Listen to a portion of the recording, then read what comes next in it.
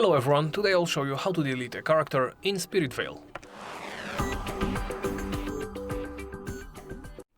To delete a character, first open Settings. Do so by pressing this gear icon in the bottom right corner of the screen or by pressing the escape key on the keyboard.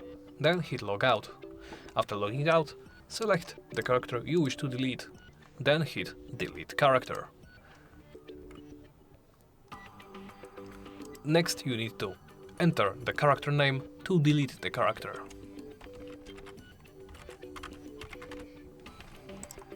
Hit Delete, wait for the process to complete, and as you can see, the character has been deleted.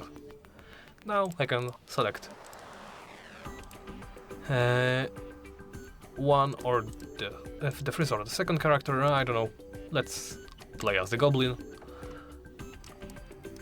And that's about it. Thank you for watching, and please make sure to like, comment and subscribe.